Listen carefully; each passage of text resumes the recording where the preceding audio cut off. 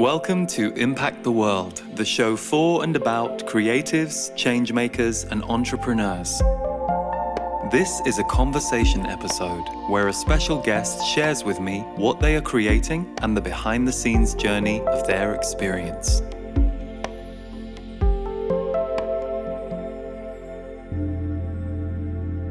Hi everyone, welcome to this episode of Impact the World, which we recorded during the coronavirus lockdown. So my guest and I met over Zoom instead of our usual experience of being together here in the studio.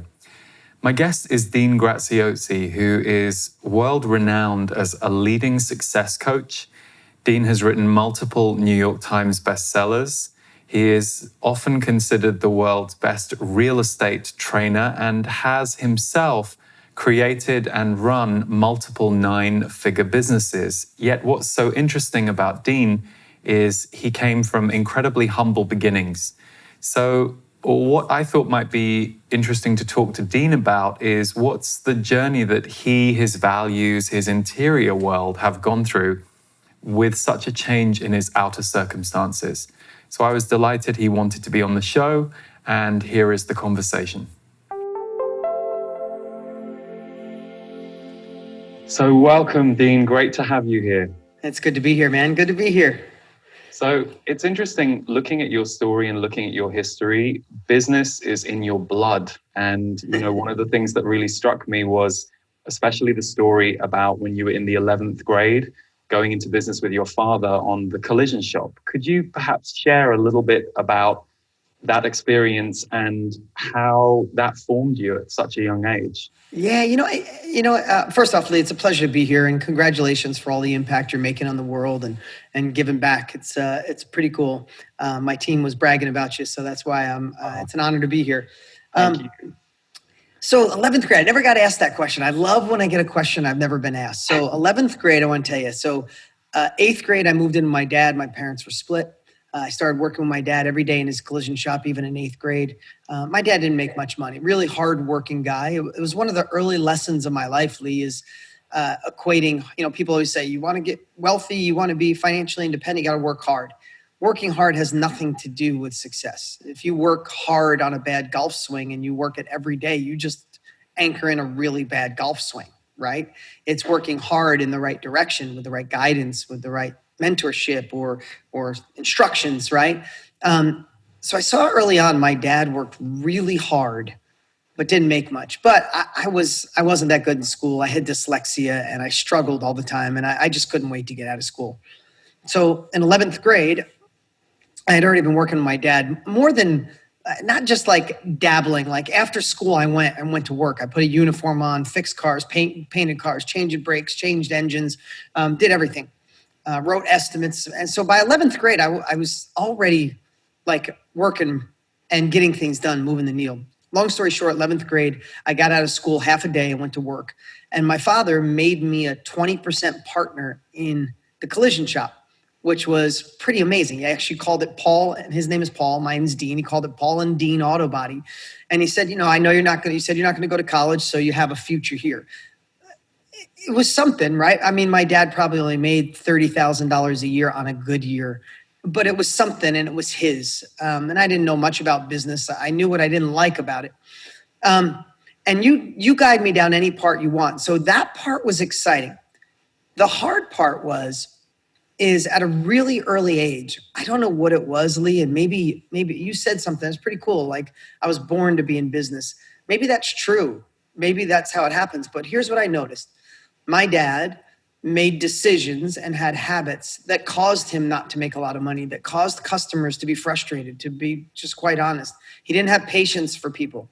He didn't have patience for insurance adjusters that didn't agree with him, and he would be violent and yell and his reputation wasn't that great. People were, and I noticed it early on, but I also noticed there was other people in my town that were older than me. Joey Noto, Dominic Affuso, a couple older guys, and they made different choices. Like they just acted a little different. My dad didn't even like them, but I ended up being friends with them. Another buddy, Frank, they're all older than me. Mark Miller, he was 30, 40 years older than me. And I was able to gain different capabilities. Maybe a better way is just a different way to approach life. different way to approach decisions. And by 12th grade, we were partners. By the year out of high school, we were 50-50 partners. He told me if we hit certain numbers, he would make me a 50-50 partner. And by the time we got to 50-50 partners, we were fighting 3 or 4 days a week because it was old school versus new school. And I really was obsessing. A couple of years in, I bought Tony Robbins courses and I had completely different mindset. And everything I thought to him was just like, it was the absolute opposite of what he was taught, what he thought. And I remember thinking, Dad, but you struggle. Let's try this. And I ended up closing Enterprise Rent-A-Car account, which was, for me, one of the big rental car companies here in America that changed the business totally. And I wanted to start a tow truck company. And he said, absolutely not. So I did it without his permission. I went and bought my first tow truck. And we literally, it was the first fist fight of our lives. My dad, I didn't fist fight back, but I got hit and swung at me and was just like that. Now, here's the thing. I love my dad. He's one of the dearest people in my life right now. And my dad was the youngest of 11. And my dad was physically abused his entire life. Like his father knocked his teeth out when he was in 2nd grade. So like my father never hit me. My father never hit me. He was violent because he had rage, but he never hit me. Anyway, long story short, and I don't know how far you want me to go. Reel me back in, but no, it's great. I got Enterprise Rent-A-Car, I got Hertz Rent-A-Car, and then I had a tow truck company. And I took this little shop that my dad never made more than $100,000, or never made more than $35,000 in a year. And the year out of high school, 2 years out of high school, I had taken that revenue. I started buying apartments, and I had a $250,000 net profit year. That year, my dad couldn't handle it, and my dad left. My dad literally packed up his stuff and said, you want to run it the way you are? You think you're a big shot? You'll fail in 6 months without me. And he was gone. So at 21 years old, that collision shop was mine. I named it Dean Collision Center. My dad was gone. We didn't talk for a whole year. And we ended up going in double and then triple business. Ended up having a dream one night about my dad. I went and talked to him and we bonded, and he came back and apologized and said he couldn't handle it. It was ego, and I was right. And my dad came back to work for me. And we've had a great relationship ever since. I don't know what part of that you want. I've never even told that story before. That was the most vulnerable I've ever told that. So, well, thank you, because it's interesting, Dean. I knew we had limited time today, and I think one of the things about you that's so fascinating, it was many things, but you've had this incredible career, and I think you've had the kind of career that so many of us are taught to aspire to, whether we genuinely aspire to it or not. You've had the outer status, the outer success, the financial wealth. But what I found interesting in researching a little more of your story and kind of looking into your materials and things is, one of the things I like about you is you've got that inner and outer balance, and you talk about that. You even talk at one point about losing your way a little bit with the inner side of things and realizing you had to bring your soul back into your work. And now, that's one of the things that you teach. So the reason I wanted to just dive straight in with that moment was when I was looking into you, it was like, that seemed really formative. And I didn't know the piece you've just shared about. It's amazing when you think, our dads are the ones that we, depending on the father you have, worship, look up to, they anchor us, whether it's a good relationship or not. And in a way, to have that conflict with your father. Yeah, I say it now with like a passing, but it was one of the saddest moments of my life. My dad, I'd pass him on the road for a year and he'd look the other way. Right. And the other thing, here's the best part, Lee, for everybody listening, everybody watching. I know you have lots of options. Here's the best part is, I hope today in this conversation, take what serves you and throw the rest away. I said the best way to look at it is, no matter where you are, backs up against the wall, especially the shift in the world right now, you feel really desperate. I've been there. I've been broker than broke, scared, had a bleeding ulcer in my 20s, worried about so many things. I've also been where I got that momentum and got to $100,000 a year and got to $100,000 a quarter and $100,000 a month. And then I lost it all by bad decisions and trying to grow. And as entrepreneurs, like right now, the carpet gets pulled out from entrepreneurs. But as you grow and you collect wisdom and you follow some key fundamental principles of mindset and personal growth, it's all part of the journey. And I just want to share that I've been through every experience. That was a really brutal time in my life. My dad left and he did handle a lot of the business. I had to figure it all out. And I ended up over a couple of years doubling and then quadrupling the business. And I have to tell you, when my dad came back, I know we're not talking about, psychology here, but when my dad came back, he was never my dad again. He was kind of like a son. Like he came back, apologized and said, I've been doing life wrong for a long time. Look what you've done in 2 years. I have not been able to do this. He started in business in 1958. And he said, I haven't been able to do this in 30 years and you did it in 2. I'm wrong. You're right. Tell me what to do. And since then, I've been giving my dad a paycheck every week since that day. That's 30. Beautiful. That was almost 30 years ago. I've never missed a paycheck. I just bought him a brand new car. I buy him a new car every 2 years. I bought him a house last year. And I love him and he's a great dude. And, sometimes, but here's the thing that I think the biggest takeaway from that, Lee, and is that because my dad was very violent, because I had to read my dad, and this is the part I want everybody to hear, because I know all of you have obstacles in your life. All of you have things in your way. All of you have limiting beliefs. All of you have that inner self-doubt that calls you an imposter to want to go to that next level, to get to 1 million, 10 million, 100 million, a billion, whatever it is that you desire. We always have those voices.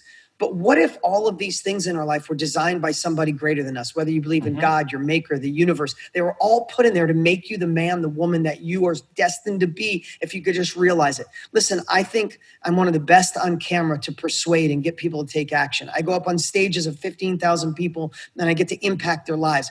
Do you know why I feel them? Do you know why I can go on camera and speak from my soul and not be afraid to be vulnerable? And I'm not a professional speaker, but there's not many people, except for my dear friend Tony Robbins, but not many people can do what I do on stage. It's because my dad was so violent and because he would erupt and go crazy. What I figured out was I could tell when I could intuitively feel my dad going down a place where he's going to be violent and crazy and break every window and throw dishes. And I could feel that like in a hyper sensitivity. And I could lean him back through love and compassion and get him to be my dad that would take me fishing. Well, when I was in it, I'm like, oh man, poor me. My friends don't have to go through this. But because I was chosen by God or the universe to go through that, I could stand on stage of 18,000 people. And I don't know if it's true, Lee, but I feel like I feel every one of them. I think I feel what they need. And sometimes I'll go there and I think I'm going to talk about that. And I'm 5 minutes in and I go, no, they don't need that. They need this today. And I'll get the only standing ovation. And that was my gift from God or the universe, that I had a dad that was very violent and that was my gift. I wouldn't change any of it.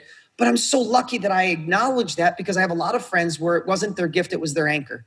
And I think that's one thing. I wasn't planning on talking about that today, but if that's one thing you could take from this interview, is what if the thing you think is holding you back is actually your gift from the universe to take you to where you want to go?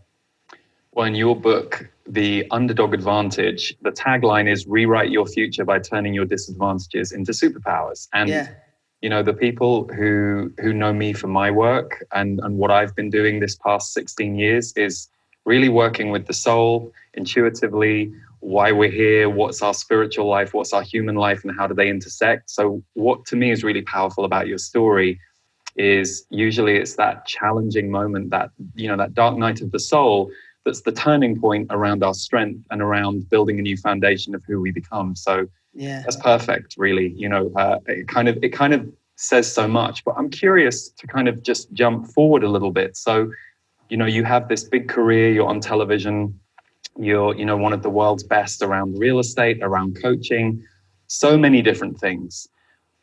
There's something that you said, and I can't remember whether I read it in the book or whether it was something I was listening to. You talked about the story that we tell ourselves and how you have to work with your story, the inside story that you're telling yourself, which really is what we're talking about here. You had to kind of break the story that you'd agreed to with your dad in order to become the next level of who you are and give him a transformation too, which is fantastic. How willing or unwilling do you find a lot of entrepreneurs, people who want to do their thing in the world, how willing or unwilling do you find people around changing their story? Yeah, Lee, I'm really enjoying this, man. I know this is the first time we've ever communicated, but I could tell your depth of caring and your depth of emotional intelligence. I could feel the questions behind the questions. I don't know if that's even a proper way Yeah. to say it, but I understand where you're coming from, and I just want to tell you, Well, I feel you, man, and I appreciate it. And by the way, the people who tune into this show, they will have all just identified you as an empath with what you described about being on stage. You know, that ability to feel and sense. So, and we have a lot of empaths who follow our work. So, yeah, thank you. Well, that's great. So, here's the thing. I know we've all heard it, right? The story we tell ourselves, the results we get. We've heard it, we say it, we feel it, but it really, I think it's an ongoing journey. Like, I know this is a silly cliche, but if you want to be in good shape, you got to go to the gym all the time, right? You can't work out for a weekend and be in great shape for the rest of your life, right? It's the same way when it comes to the internal dialogue, right? I know Michael Singer, The Untethered Soul, and Eckhart Tolle, The Power of Now, great books. But reading it is one thing, listening to it is another thing, but really embodying it is different. And what I loved about your question is, how do I see that story, probably in my own life, but other entrepreneurs as well? And here's what I see. A really good question. So I love the angle you took, is because I see where entrepreneurs get frustrated, where they got from zero, let's just say zero to, I'm using round numbers. They got to 0 to $1 million a year. And they're so darn frustrated that somebody in their same space that they feel they're just as smart as has gone to 10 million, and they're stuck at $1 million. And the reason they're stuck at $1 million is not because of their marketing. It's not because of where they live. It's not because of who the president is. It's not because Facebook marketing got harder or the Google slap. It's because the story they told themselves was strong enough to get them to $1 million a year, but that same story can't take them to 10 million. The story that gets you out of Egypt is not the story that can take you to the promised land. And that's where I see people stuck. And the difference, and listen, I've been really fortunate. And I'm not saying it to brag. I'm not like the cool guy that Richard Branson called and said, let's hang out. It's because I raised $1 million for Virgin Unite years ago. And he invited me to his island for a week. And I got up at 5, and so was he. Everybody else was asleep. So he's like, hey, come sail with me. And we became friends, right? Why does somebody like Branson get to be a billionaire, had troubles in school, quit 7th grade, right? Quit 7th, 8th grade. His mom said, if you want to quit, go ahead, start your newspaper, right? How does he go on to be a billionaire? And somebody else that he went to school with maybe had more intelligence, had a better, and they didn't. It's really just the story Branson told himself along the whole journey. And at every level, you have to reinvent the story, or your old story will keep you where you were, right? It's like that I think it's in 12 step, they say your best thinking got you here. Right? Your best story got you here. Yeah. So if you feel stuck at a certain level, it's time to reinvent your story. And I know this is relevant to what's going on in the world right now with all the COVID and the shutdowns. But as an amazing example, I live in Scottsdale, Arizona, but I have lots of people I do business with that live in Salt Lake City and Utah. And my one buddy lives down the street from where there's 2 restaurants within a quarter of a mile of each other. And he knows both the owners. And he told me a story about 3 weeks ago, and it just stuck with me. And this is a really simple analogy that you guys already get. If you're following Lee, you get this on a deep level, but I'm just going to still remind you, like sometimes the best interviews are just reminder services of the things you should be doing, right? I'm not inventing anything new. I'm just shaking you to say, let's do this.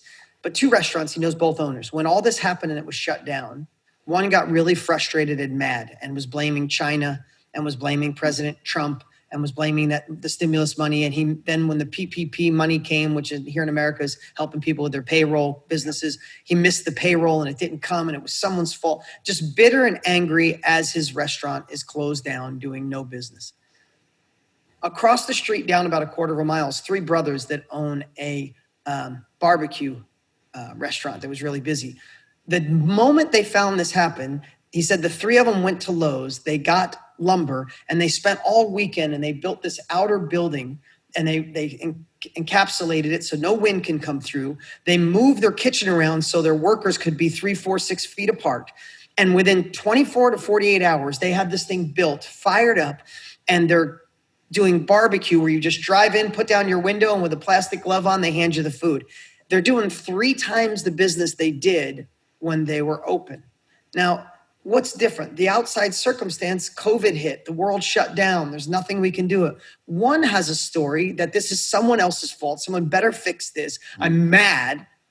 And one person is thriving. In 5 years from now, one's going to look back and say, that damn COVID and the president put me out of business. The other one's going to say, that damn COVID tripled our business. Now we have 6 restaurants, right? I know that's a simple analogy, but that's just life. The story we tell, the story that gentleman had who built the one restaurant was a good enough stuff to get him out of Egypt. He got into a restaurant. But when the shit hit the fan and things went sideways, he didn't have a good enough story to get him to the promised land. Got him out of Egypt, but didn't take him to the promised land. Those 3 brothers got a new story, and look where they are. And that's the, are we willing to adapt and innovate? And, one of the things that I was passionate about from my late teens was self-development, metaphysics.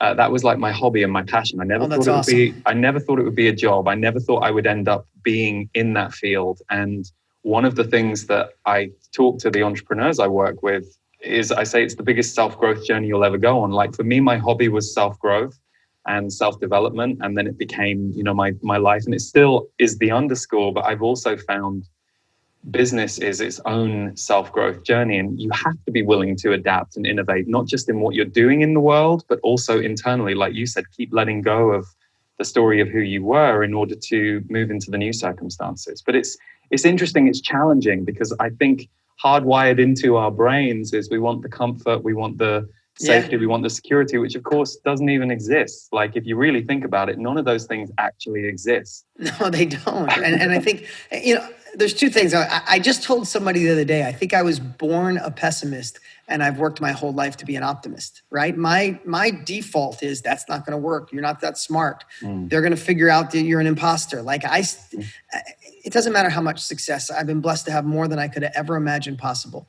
I'm telling you, I still have that voice that will pop its head up and say, we can't do this. And what if they find out you're not who they think you are? I still have it. It's not that the voice goes away.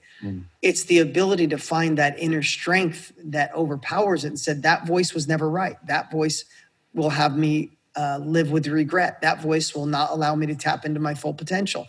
I got to find this other voice that says, we can do this. We got through it before. We'll learn as we go. This is just part of the journey, right? So I think we all are a little, crazy with those 2 voices inside of us.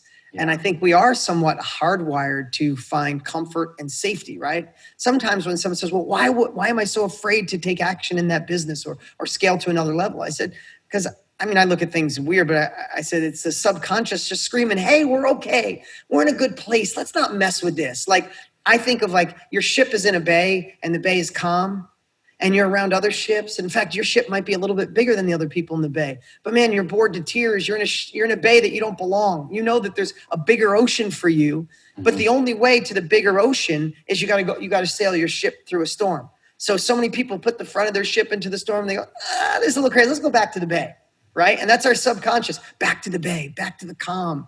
And it's like, no, if I want to get to another level of life, I got to brace up. I got to get ready to get sick and get through that storm. But on the other side of that storm is your next level, right? And it's just finding a way to embrace the storm. Yeah. So it's funny because I say this and I think and I feel this truth. It's not we're afraid of success, not failure. Really, I feel. So I'm curious. You have had this hugely transformational experience in your life. Your life circumstances have, for many people's standards, it's a Cinderella story. I'm curious, tell us from the vantage point of going through this massive arc, what is one of the benefits that people might not realize about getting to the position that you're in? And I'm not talking about form, I'm talking about feeling or experience that we maybe wouldn't think about while we're looking at the lifestyle or not worried about money or... Yeah, really good question. So great question that I've never answered, so I might answer it in a couple different ways. Right. One is it's allowed me to really identify what success means to me. Really identify, not what I thought it was. There was a time where I bought the fancy cars and I listen, when people say that money doesn't buy happiness, I say you haven't given enough away yet. Like, don't tell me it doesn't buy happiness. When you can checks solve problems. Yeah. When my mom needs surgery or needs something, I can cut a check. That problem. I've retired my mom 20 something years ago too. Like that's just not true. So I'll get to that benefit. But the thing is, it allowed me to, I'm thinking as this answer, but here's the best answer to that is when money is no longer an issue. My father worried about money his whole life. Yeah. Right? So if you worry about money, it's like you wouldn't think about the oxygen in the air here. You wouldn't say, oh, look, there's oxygen. But if someone grabbed your throat and you were strangled, the only thing you would think about is air.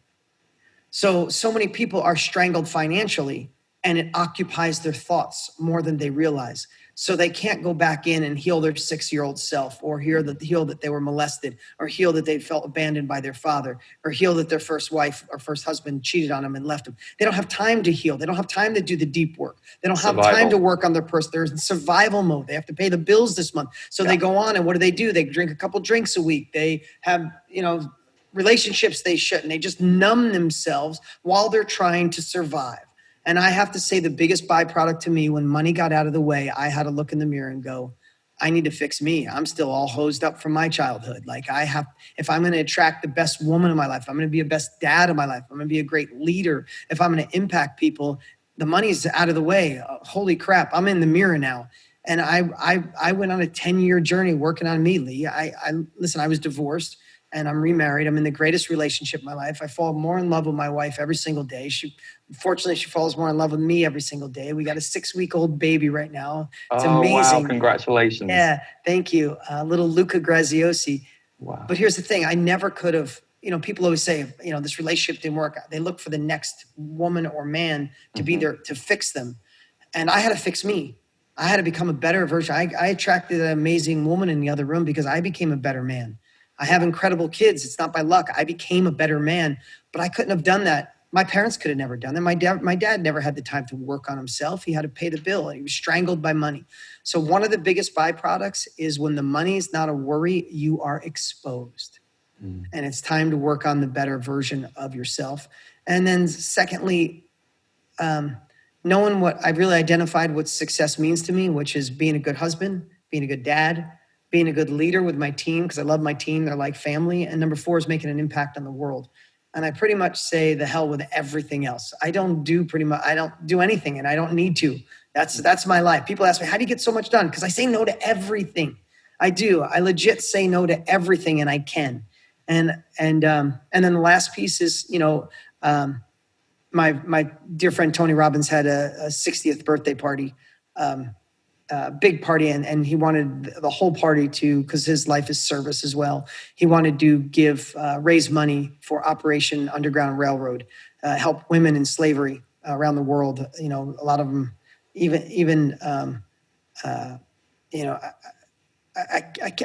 I'm in shock because I'm stuttering because it exposed it so much. Al-Qaeda, that's what I was thinking. Al-Qaeda has been stealing young women and selling them and using that money to buy arms. And they're like saving, there's tens of thousands of them. It's crazy. And they're raped and molested and taken when they're 12 years old. I don't mean to make anything sad about this. It just hit my heart. I didn't even know it was at that depth. And it was Tony's birthday and everybody started donating. And his whole birthday was about that. They didn't celebrate Tony. His celebration was, let's raise more money than anyone's ever done and let's rescue these kids around the world. And he's got this amazing organization he works with that goes in and gets them. They're ex-Navy SEALs, Lee, and they go in backpacks. They pretend they're there to try to buy the girls and they take them down and steal all the girls, put them on buses and put them in rehab. Unbelievable, right? But I have to tell you, I was there. I was in the moment. I saw what was going on. I raised my hand and I donated $500,000. Wow. And I was the second biggest donor of the night. And I'm not saying that to brag. I was going to donate that much money from the year prior. I just didn't. Every year I donate a big chunk. I didn't know where. I usually split that up, but this was so important. I had the ability to do it, and I can't tell you what. I got goosebumps thinking about it now. It's like I want to do more. Like I'm going to work harder this year so I can double that next year because we had the opportunity. I have the opportunity to be blessed in that way, and I want to help other people. So I hope that answered your question. It was 3 kind of long answers. No, thank you. That's fantastic. And it's funny because one of the things that especially this last couple of years in my own work, when people thank me for what I do, like it's lovely because that means it's had an effect on them. But you don't need any thanks at this point. Like, maybe 10 years ago, I needed thanks because I was struggling more. And like the thanks is the ability to be in a position to do it. Yeah. And, that is a blessing in itself. So, for me, that looks different. But what you're describing is fantastic, because that really is, like you said, that's the gift of money, being able to use it to be a positive force in the world, whether it's money or energy or time or any of that stuff. Absolutely. Dean, do you have time for me to just ask you one more question? Yeah, I do. Thank you. I got 10 minutes. I'll just be very quick, but this is really important. You just talked about saying no to everything. I think that's one of the things a lot of people struggle with. And I also know the truth of, until you say no, you aren't free and available to say yes. So you have to start learning to say no. Any tips from your journey of learning to say no that might be helpful to people who are still at the beginning of theirs? Yeah, so here's the hard part. There is a shift that yes got you here, right? So if you are listening to Lee, if you have success in your life, you said yes to working more hours than someone else. You said yes to working on personal growth when other people were binging on Netflix. You said yes to listening to amazing podcasts like this and taking notes right now and figuring out how to implement it in your life. Yes to helping friends out when no one else would. If you're listening to an interview like this, you have been a yes person, where lots of people have been like, nah, I ain't doing that, right? But there's a certain time where the only way you can I'll use the same analogy I said before, yes gets you out of Egypt, but no will take you to the promised land. There has to be this transition to know that the yes has got you here, but now it's time to define the things that actually move the needle in your life. You see, it's a fact. We're all way busier than we ever were at any point in history and time. Electronics have just allowed us to do a lot more quicker. So we're all busy. But there's things you do that you do on a daily basis and a weekly basis that don't serve you. They don't serve your bigger future. They don't actually move the needle. They're busy work. It's things that you become accustomed to, or you have a habit and you don't even realize it takes away. It takes away who you want to be. Even though you want to be somebody else, you're saying yes to the things that keep you busy, but don't actually move the needle. Now we could use so many different terms, the things that actually take you towards a bigger future, more income, more wealth. It's like somebody starting a business and they obsess for 6 months over the logo and the name, but when it comes to marketing, they spend 3 minutes. They're not working on the things that actually move the needle, not doing the research in the areas that will move the needle. So what I'd say is audit your time this week. Literally spend this week. You're worth it. Your next level's worth it. Your next 20 years is worth it. Audit what you do all week and then look down and judge it and just say, does that really help me? Does that make me feel good about me? Does that actually make me feel bad about myself? Is that an old habit that used to serve me, but it doesn't serve me anymore? And you got to make the hard decisions to say, I'm never doing that again. And in fact, there's 3 things you could think of. You could automate some things in your life. Like just figure out everything you can do in your life that you can automate. Right?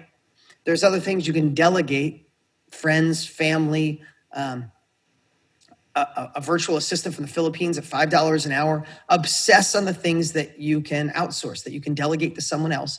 And remember, usually if you can open up 4 hours, you can do what you do best and get an ROI on that time, right? So automate, delegate, and then the biggest one is eliminate. What are the things you just got to stop doing? Seriously, the thing you used to do with your buddies that used to be cool, it's not cool anymore. Don't do it, right? Going hanging out with negative friends. There's a million things that you could say no to. And then what I'd say is when that time opens up, fill it with the things that take you to another level. Like if you find 4 hours a week, only do things that move the needle. And that's how I just do that on a continuous basis. And I'm always fine tuning what's the needle movers, what's got to go. Awesome. Dean, thank you so much for being with us today. I know everybody who's listening or watching is going to get so much from this, and good luck with everything that you're doing in this coming year. Well, thanks, man. You're awesome. Keep up the good work, and let's do this again sometime. That would be great. Thank you. You have been listening to Impact the World. For more of my work, please visit leeharrisenergy.com.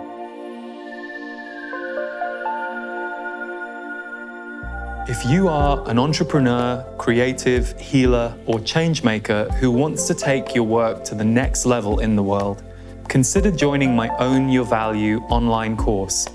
online video and audio plus live calls with me, beginning May 26th, and registration closes on June 7th. Visit leeharrisenergy.com or use the links below this video or audio.